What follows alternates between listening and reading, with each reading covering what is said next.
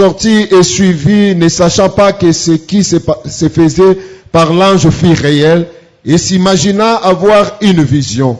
Lorsqu'ils eurent passé la première garde, puis la seconde, ils arrivèrent à la porte de fer qui mène à la ville et qui s'ouvrit d'elle-même devant eux.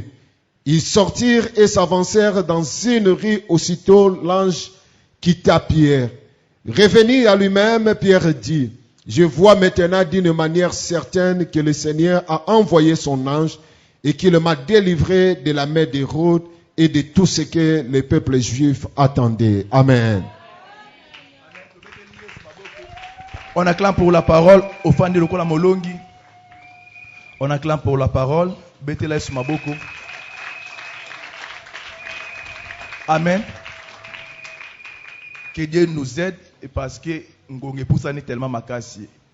C'est des péchés pour que toloba l'essentiel. Je crois n'a eu parole dans retard à 13 minutes. Tout ça effort ya ko condenser parole. Na obana kokumi sanzambe pona grâce à salingai ya kotelema awa. Amen. Ya kotelema awa nzamba za malamu. Puis na ko remercier mes parents, les surintendants de la 12e AOG, le révérend pasteur Claude Wanson et sa charmante épouse Léontine Wanson et tous les responsables. Amen. Nzamba pambola yo pe yo mutu o se présenter. Nazalaki wana nabandaki ko yoka J21 ngaki da meka ko comprendre ces années et ya langage zolo bananga tout simplement na espace à 21 jours pour na ba oyo bako comprendre le message au pe bako tsango na misala na espace à 21 jours nzamba osala bango bolamu. Amen. Pourquoi J21? Nzamba ebisinga yo zalaka chiffre 7. Bon, chiffre 7 ngana lingaka mingi chiffrologie, numérologie biblique parce que nzamba sa nzambe ya ba chiffre. Alors ngana zalaka chiffre 7. Longue histoire pour na expliquer pourquoi naza chiffre 7. Mais nzamba ebisinga na mois où il y a janvier ozongi 3 fois. Donc 7 soit nous multiplions par 3 ya wana ndazo bano J21. Amen. Merci beaucoup pour la présence na yo. Les mercredis te partager qui t'es moko, lève-toi, agis promptement, n'a qu'à travailler et Dieu te bénira. Amen. Toloba qui te met que ça la réveil ya conscience toloba qui dès le commencement Dieu créa. Amen. Azela qui était épousanana no mekolezana non au commencement Dieu créa. Peut nous tolober la kango largement. Na excité qui tout le monde de faire quelque chose. Amen. Abaki que ça là quelque chose nzamba ko accompagner. Tangu bébé azara na libumu ya mama na ye. Forme azala nangu zalaka boy. Amen. Pour dire déjà que la vie c'est un combat. Amen. Tangu mwana robotama eloko asalaka liboso akopousser cri de guerre. Amen. Donc la vie c'est un combat. Tangu yo obotami tangu zo poussa na yeba ke esengeli pona ngai na yeba na ko s'engager directement na combat oyo ya la vie. Amen. Tout le bela qui largement les mercredis, ça là qui est fort que les mercredis aux alakawana. Thème auto partager les lois ali réveille-toi, agis promptement et Christ te délivrera. Réveille-toi, agis promptement et Christ te délivrera. Sous-thème Ezali, confrontation des puissances. Amen. Thème Ezali, réveille-toi, agis promptement et Christ te délivrera. Sous-thème Ezali, confrontation des puissances.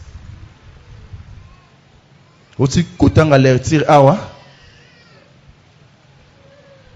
Nakoku sa nzambe parce que il est tellement merveilleux. Na se batte pour nanene. Ezako pousser ngana insister par rapport à Bola Monae. Que l'Éternel nous aide. Balobi, vers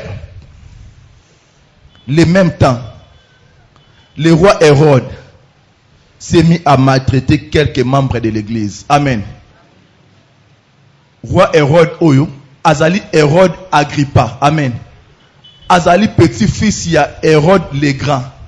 Oyo a permis que baboma les enfants juifs.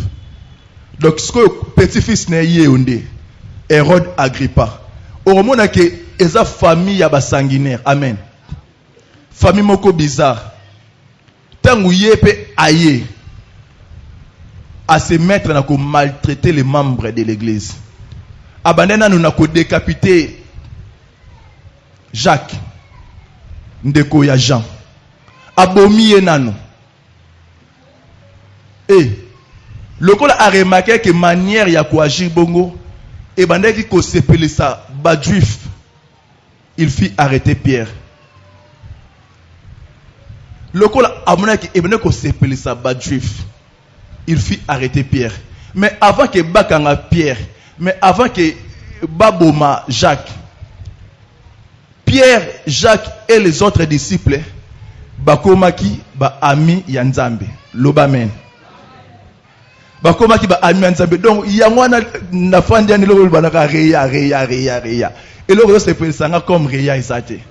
Bakomaki ba ami ya Nzambe. La parole déclare l'amitié de Dieu est pour ceux qui le craignent. Bakomaki ba ami ya Nzambe. Christ a su bango liboso comme ba disciple a poussé na bango abi que vous êtes maintenant mes amis. Or ami na grec et ali phileos. Mais na hébreu ezali reya. Na hébreu amitié to ami et la kisi reya. Reya c'est que par rapport à Badjou fait l'axinine. Ezali celui qui va, celui qui s'en va pour demander la main de la fiancée de son ami et la ramène sans que son fiancé puisse s'inquiéter. Est-ce que vous comprenez quelque chose? Donc, il tombe à que Réa, au cours de la exemple, à cause exemple, il y a berger Eric, que Aza Réa n'a exemple, Aza Ami n'a bien que Aza grand frère. Mais, nakoki kolobana que kende pas ya moi si nanga sali langa makambu noso pe ako ramener lenga quelle que soit distance na robanga te yebi ke aroya nae. Exemple, Moïse également azalaki Réa ya Nzambe. C'est pourquoi au moment où mutu o azalaki te na nene commencement mokili au début. Mais il parle de la création avec précision. Pour nani? Parce que Réa nae ami nae a confié qu'il est secret wana. Ce qu'on a ami à Christ, a confié au secret nyonso. Soit les Réa de Dieu. Ce qu'on a ami à Christ, a se sacrifier pour nayo. Ce qu'on a ami à Christ, à ta jour au koufa, a se kusayo. Kanisa Lazare. Christ a tout nabango où l'avez-vous mis? Ce qu'on a ami, il y a Christ. Alliance soit ne ko protéger. Ba disciple, ba koma qui déjà na niveau wana. Ba koma qui capable chaque fois, il y a quelqu'un de côté élément ko annoncer la bonne nouvelle. Ce que bango ezande nini? Bango ba ko zwande fiancé aux églises, ba ko ramener vers qui? Vers Dieu. C'est ça les réa. Nzambe posa neza ete to koma baria nae. Que toko na dimension amour oyo toko se dévouer oko bimalibanda oko annoncer la bonne nouvelle oko gagner les âmes pour lui. Baebaki que loi et bande ko interdire ko parler de Christ. Mais amitié so gele ki makasi obanga solo roté. Amitié so tellement makasi ozala prêtre ya kondima ko zwa vi na yo ya ko sacrifier yango. Amitié soki eleki makasi ozala tout temps na besoin oya na évangélisation, oya na intercession, na matinale, mercredi, vendredi, dimanche, tout na ba séminaire non surtout. Parce que l'amour et l'amitié né à se fréquenter. To boyo kutana mingi mingi do posa Yesu tellement tondi na mutema na yo. Oza na besoin que chaque fois ozala na présence na ye. C'est pourquoi David également les réa de l'Éternel à l'objet un jour habité. Une chose que je désire ardemment, que je puisse habiter dans la maison de l'Éternel jusqu'à la fin de mes jours. Donc, on a tellement besoin à chaque fois aux alaranaye, chaque fois au monakaye, chaque fois au solo la kanaye. Les réa de Dieu. C'est pourquoi Bazako s'est dévoué. Bazako annoncer la bonne nouvelle. Bazako est la gauche à droite. Pourquoi? Parce que Bakomaki ba réa ya Nzambe. Ba ami ya Nzambe. Nzambe azobenga yo na relation amicale. Que yo comme ami na ye, que yo se confie pas na ye. Nzambe azana besoin amema miso na dimension wana ya réa. Et Jacques déjà malheur et comélier. Il s'est fait décapiter à cause de Christ. Bien aimé, évangile peut-être le loyoro sarananango, mais il y en a certains qui ont payé de leur vie. Oyo, bomo inaye andima ba sacrifice ango ke ba kataye ba kufana ba no liwa moko atroce. Évangile oyo peut-être yo ata amozo ko ganete, mais il y a eu des gens oyo babima pendant que bazo pekisa ba parler de Christ. Yo tout confinement pamba awa na baseli de maison au pesa ba raison. Il faut respecter l'état. Moni alobi que mutamta fanda pa naye. On se présente même pas jour manko na cellule de maison. Et bon ce que osaki na époque oyo ongo suka. O ce qui ba yo ki kozolo be la Christ ba okene bakangio babomio. Jacques déjà akendaki. Puis comme cela plaisait à certains juifs, ba yo kokanga Pierre. Bien aimé, ebele bazela malheur na yo. Baza wana baza kogete po na malheur na yo ekoma. Siko yana batu mususu bayina yo sans cause, sans que oyeba. Po na nini azo salango parce que yepe lokola ayini ngape na ine po na sepelisa ye.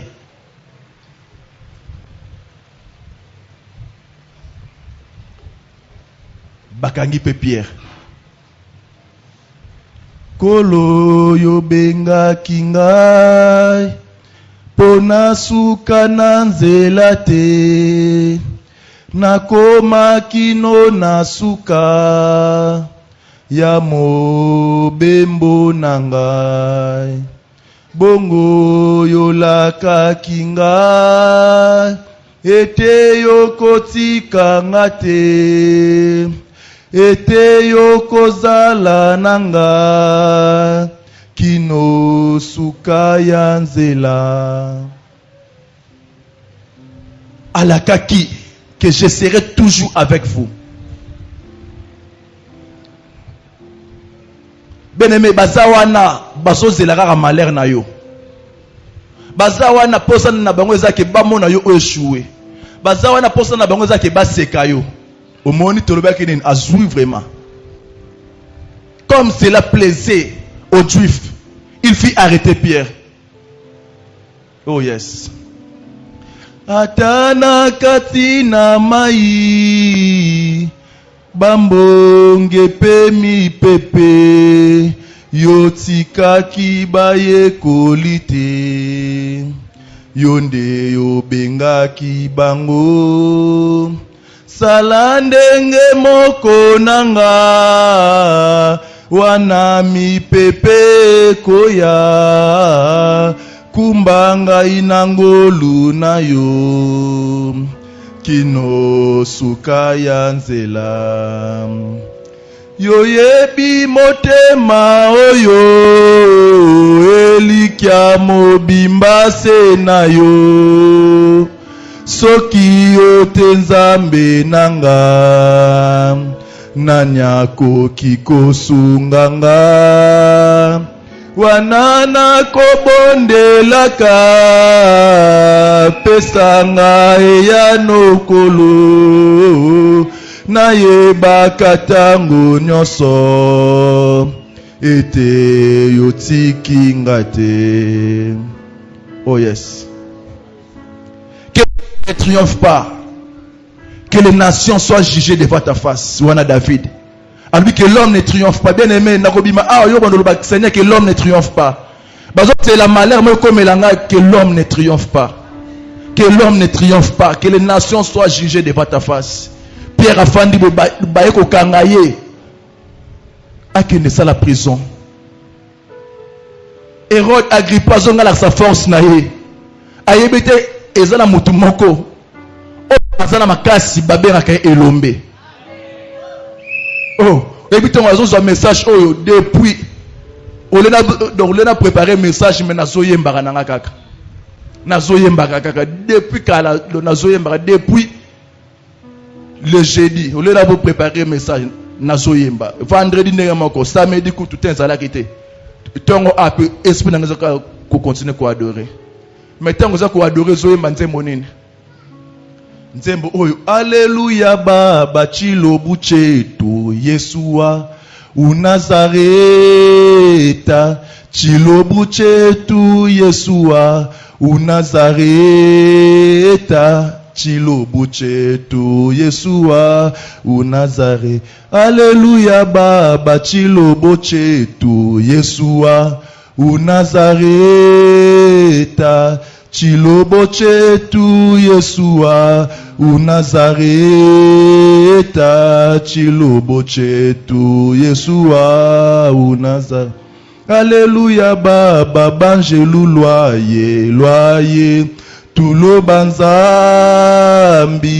banjelu loye tulo banzambi banjelu loye tulo banza.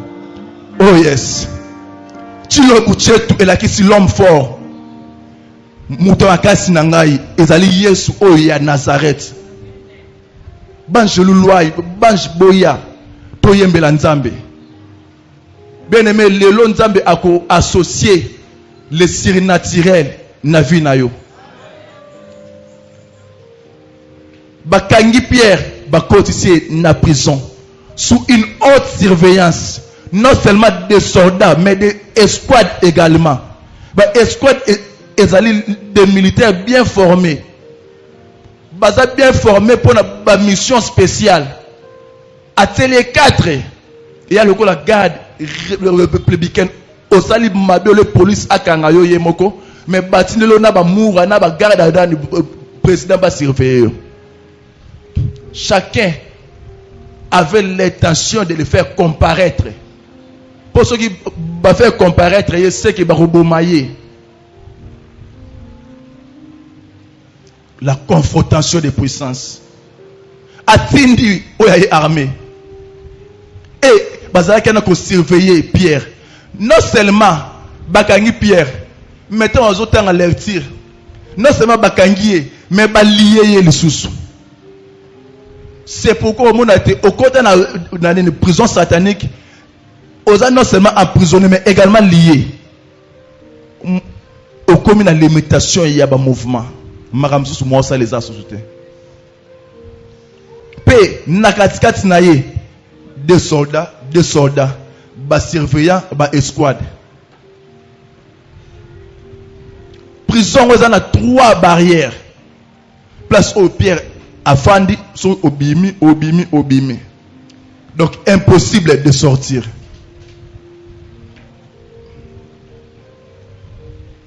Impossible de sortir.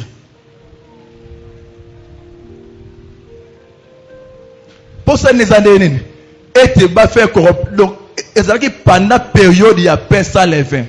Mais après la Pâque, bien aimé, il n'y a que réveiller conscience. Et ça, après la Pâque, il ne faut pas bomber Pierre. Après fête, il y a décembre, au CP là qui, les ténèbres là, ils sont là. Yo le bête, ah bon, il est qui déjà 2021, bato koufa na ndenga ko saranate. Bato bazo koufa na 2021 na ndenga ko saranate. Obina doit témoigner à Zobisa Bandekwa Esbango. Nasali garde le jeudi na Omeko. Mettons Nakoti Sabinzambi, Nakotia.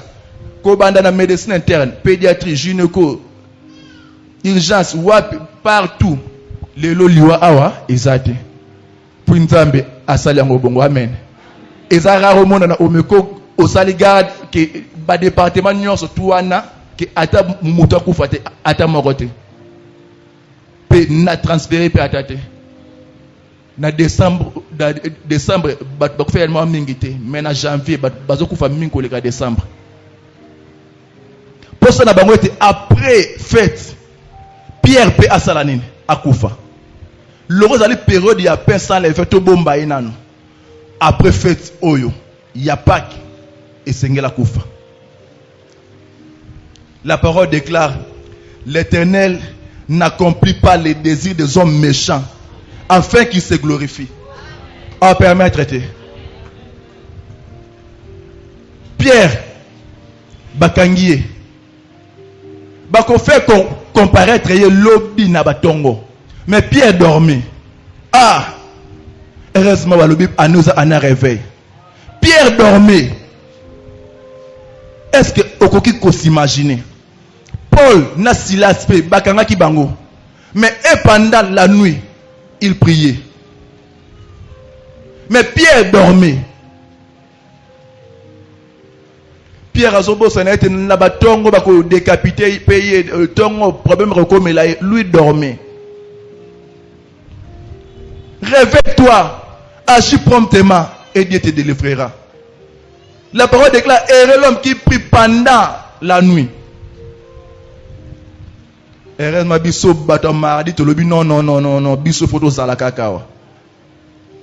Heureux qui prie pendant la nuit. Na batongo bako décapité yo Pierre. Tongo problème rekomela yo, mais lui dormait. Azola la na ba chaîne na maboko. Quel niveau y a inconscience? Mais eloko se pele sina na lerti oyo. Pendant que Hérode a tindaki armée na ye, Nzambe pe a tindaki ange na ye. Yango to bengi confrontation de puissance. Bien-aimé, plus rien na bango. Aïe. Nzambe azana besoin de métitité. Il n'a pas besoin d'un grand nombre pour délivrer. Hérode y atinda ba escouade, ba sentinelle, la police, ceux qui banani. Mais Nzambe azana besoin de toi nate. Il a envoyé qu'un seul ange. Ange moko pamba. C'est pourquoi la parole déclare ce n'est pas avec la multitude que Dieu délivre. Singulier Nzambe et l'équipe plurielle Nabango. Oh, Nabutu, ange aïe, peut s'élire et s'éclairer. La parole déclare qu'il y avait une forte lumière. Oh, et que ça s'élire wana. C'est pourquoi Christ t'éclairera. Christ t'éclairera. Donc, pour Pierre, il a bénéficié de la grâce. Azala qui yakolala. Bien aimé, ba grâce est keseni. Ce qui peut-être pour na yé, alala qui nzambe asali grâce au moins ya continue les anges na yé. Yo le baptême nga pe na rolala na ngai, na combattre na ngai te, nzambe ye mokora ayebi non. C'est pourquoi tant ange aye a félicité Pierre te, a cajolé pété, a frappé qui. Tant autant a écriture au moins que ange tant à côté a frappé na côte. Mais ndengeni ni yo ozolala. Ndengeni ozolala. Ndengeni ozolala, réveille-toi toi qui dors d'entre les morts et Christ t'éclairera. La mouka. Conscience na yo la mouka. Bien-aimé, osa enchaîner, osa emprisonner, lui osa zelayo. Métier à si bon, tu ne fais rien. wana état ya loisiveté ozali ozebate bon nzambe moka yebi biso za loka bongo na famille okutu eloko loba utezate biso pe noko kutu tata leki yo okoma kozwa noka ba exemple ya mabeko kolango na vie na yo oza enchaîné oza emprisonné ole obondela mais yo oyeno awa na distraction yo erno surtout musique oza enchaîné oza emprisonné yo erno surtout WhatsApp oza enchaîné emprisonné yo erno surtout Facebook oza enchaîné emprisonné yo erno surtout novelas zimagique oza emprisonné condamné malheur zo zela yo Pierre Lamuka. Mais pendant ce temps-là, l'église ne cessait d'adresser des instances prières pour lui. Ah! Aïe, aïe, aïe, aïe, aïe, aïe, aïe. Dans le temps, parti au Yonalbi, ah, Yesu. Est-ce qu'elle réveille vraiment dans beaucoup de la sous? Imaginez Pierre Bakangié, mais l'église a se fatigué. Bien aimé, na yebite so to benga ngonene. Que comme on a tous églises moko. Ndeko bwe akwei. Ole yo obondela pona ye. O soutenir ye. Yo pona ye comme sujet ya médire. Ya commérage. O yebite, yo ba jour wana ba nouvelle te. C'est la bête là yo. Ah! Oui, écoute, il écoute déjà ça, s'il a déjà. Il écoute.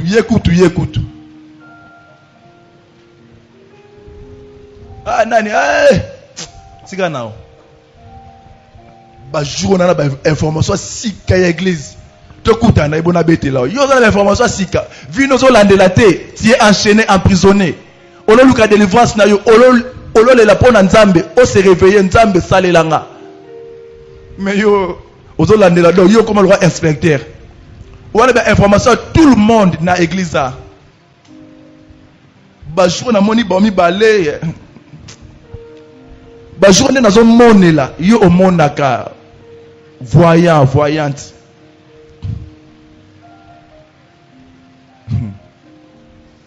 L'église ne cessait de prier. Ah, église Yanzambe est caractérisé par l'amour. Christ a tali ba disciple bango. En ceci tous connaîtront que vous êtes mes disciples. Quand lorsque vous lingana les uns les autres. Tant au moment que nous connaissons bazo condamné yo otelemi avec beaucoup d'énergie pour que défendre yo soki et ali kambo concerner église. On a la bouche B. Parfois, personne n'a pas commentaire à ma B. Pour l'église na yo. Pour la basala nzambe. Pour la ndeko o azana gauche to na droite na yo. Mais sur la ma famille na bino basimile kino okangili puta. Lelo ba roye bangai. Na zo tsa Bible pembeni. Lelo ba ko sentinga nde na zalaka. Défends les intérêts de l'Éternel et il te bénira. L'église ne cesse de prier. Ne cessez de prier, ne cessez de prier. Baso bondela. Et Dieu a envoyé son ange. Ange a commis à frapper Pierre. Maintenant, à frapper Pierre. Pierre s'est réveilla. Dieu te dit, je me tiens à la porte et je frappe. Si quelqu'un attend ma voix, ouvrira, j'entrerai chez lui. Je souperai avec lui et lui avec moi. Je me tiens à la porte et je frappe. Azobeta, namote manayo, azobeta, asengi na yoto lamuka. Pona Pierre ba frappa qui est, pona ko booster un peu, et sengeli o lamuka. Pierre a se réveillé.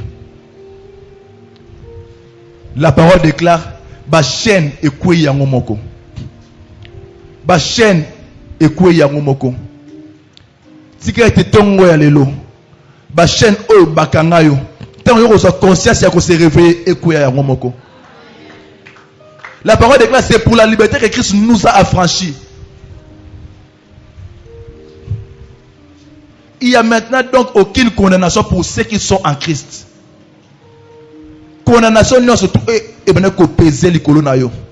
Tant yo se réveiller et quoi na sepelaka na action Yesu. La parole déclare l'as dans l'ordonnance qui nous condamnait. Acte ezali, ordonnance ebimi pour la condamnation qui subsistait contre nous. Il a effacé cela par son sang. Mais à ce qu'il a effacé, il a effacé. Mais peut-être que les diables ont audace à recommander sous condamnation.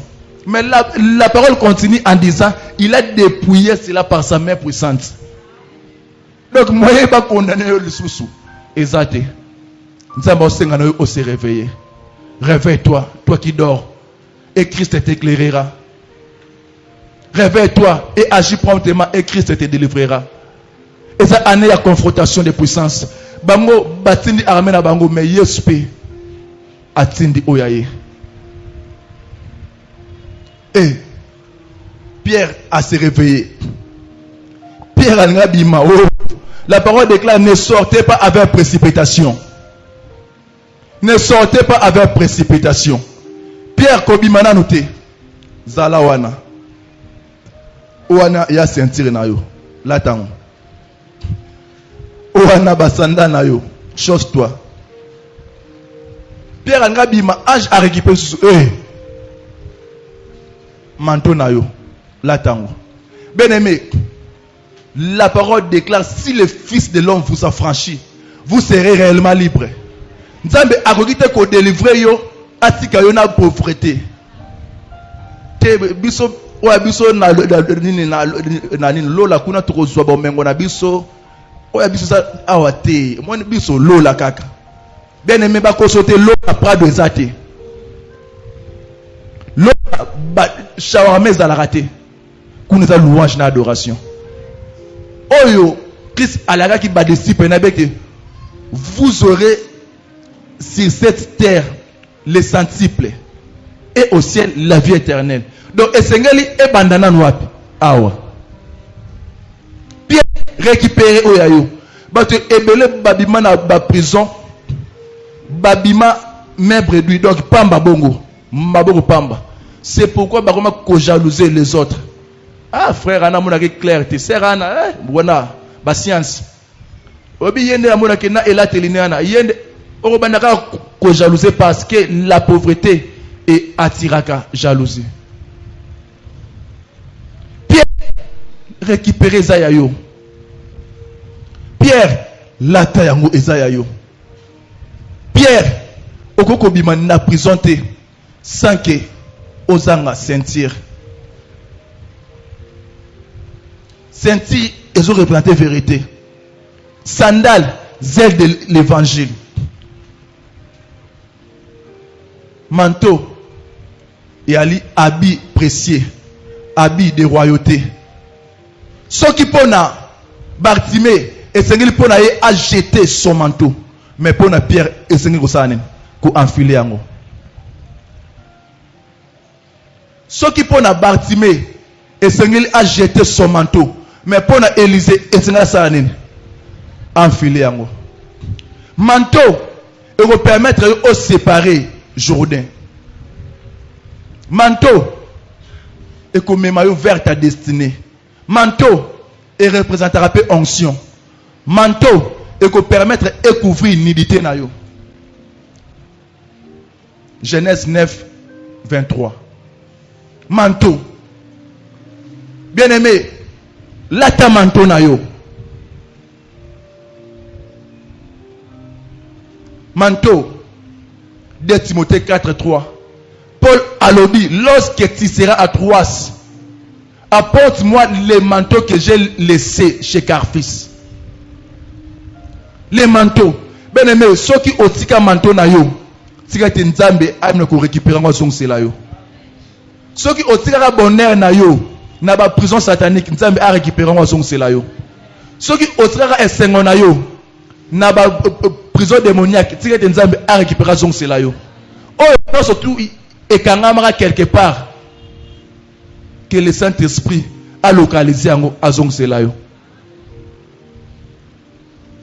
Obima na prison mais otika sengo na okuna. Wano délivrer mais ozalaka na ba remords, ba chagrin. Traite yeso zongisela sengo.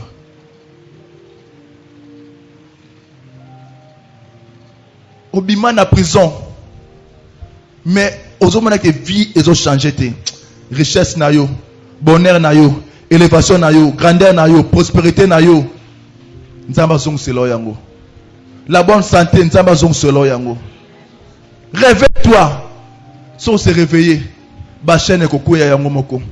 Comme il y a confrontation de puissance, Dieu va envoyer son ange.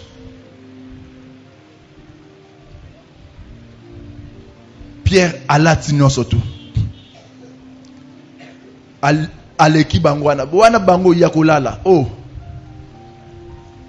Nzamba ko pesa bango pongi moko jamais vu. Bakozala surpris aussi déjà obima.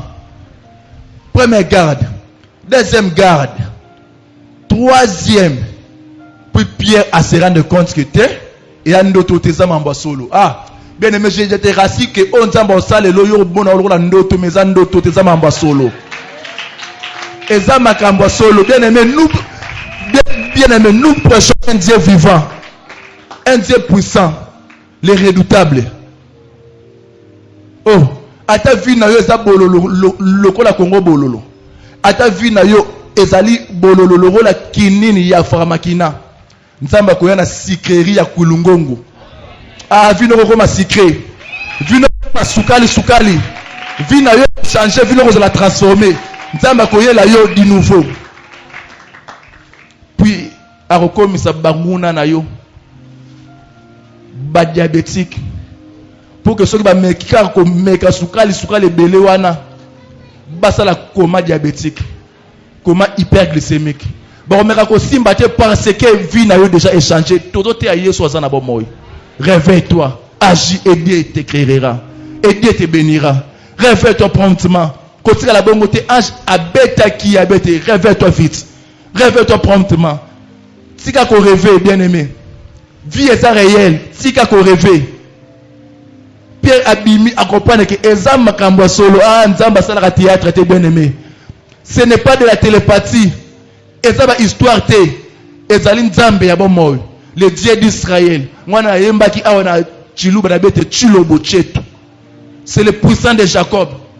La parole déclare qu'il est puissant guerrier fort dans le combat. Abunda kabitumba pe alonga kayango. Rien n'est impossible à lui. Atindi ange a délivré Pierre.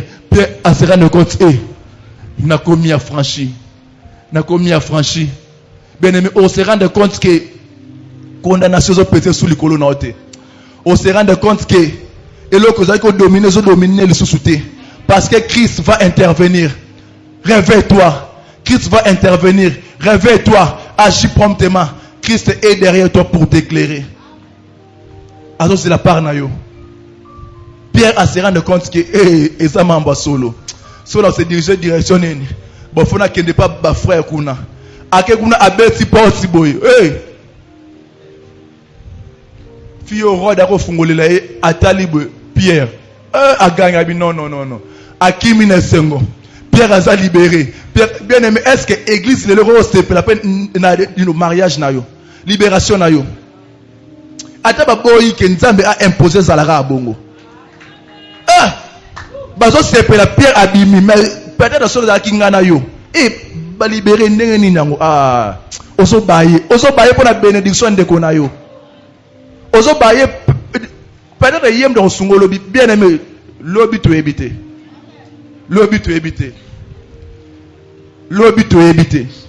azo pesa exemple moko nde nalati likolo tin nase ngai tem da somba kyango c'est un frère.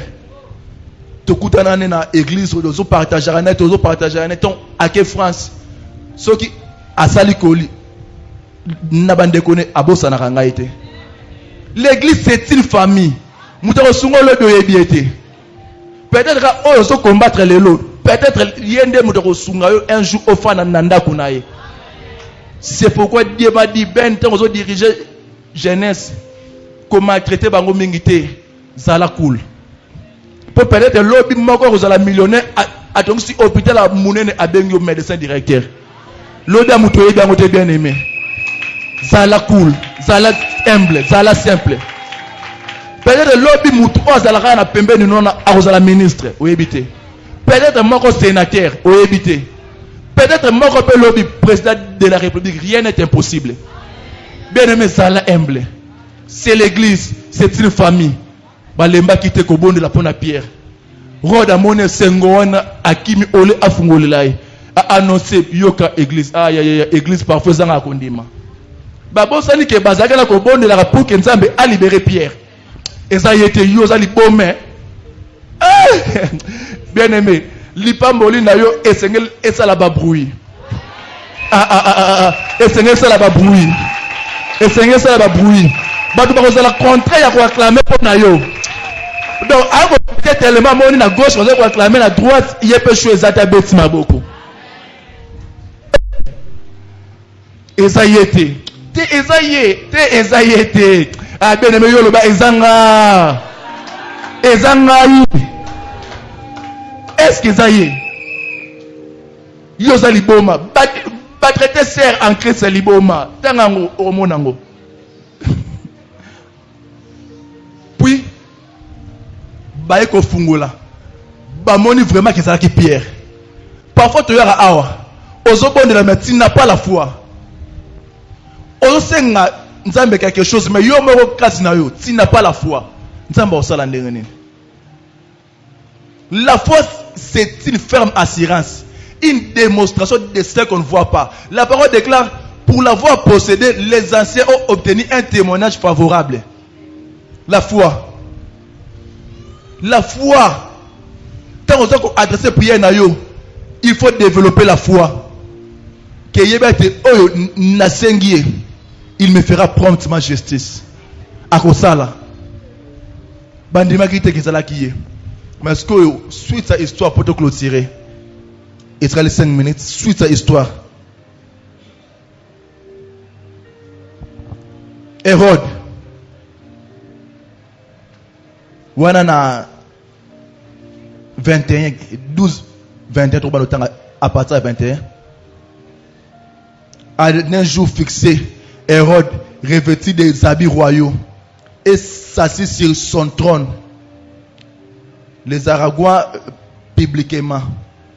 Le peuple s'écria, voix d'un Dieu et non d'un homme. Au même instant, un ange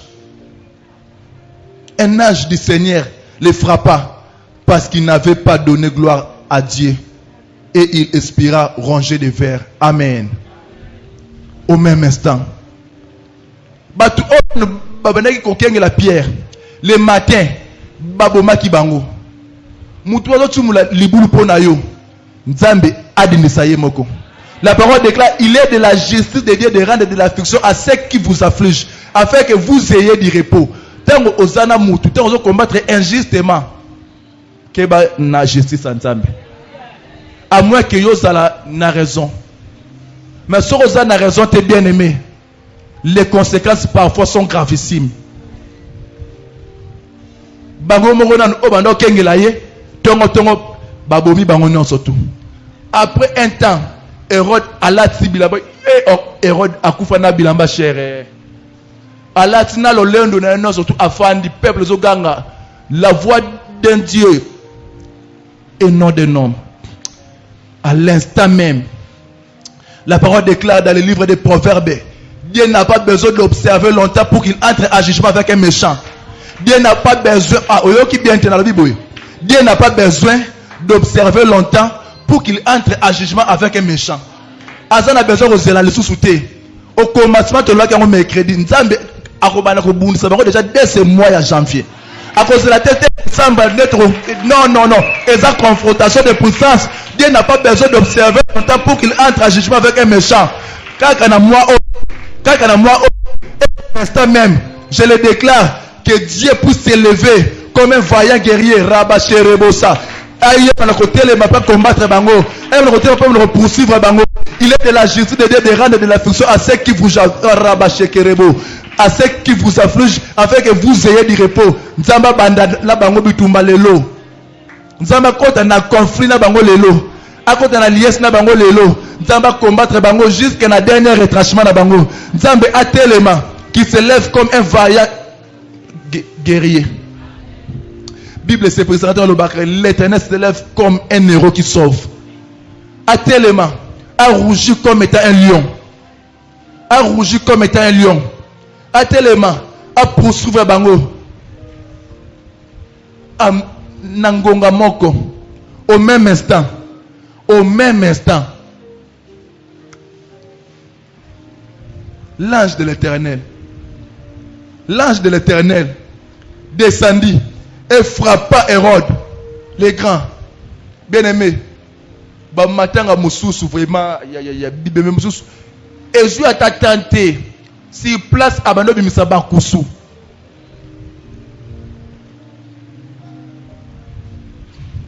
Oh, Bakana qui pona Pierre, et Zongeli Bangomoko. Laisse que le Dieu Tout-Puissant te fasse justice. Qu'il combatte à ta place. Qu'il te guérisse. Qu'il te bénisse.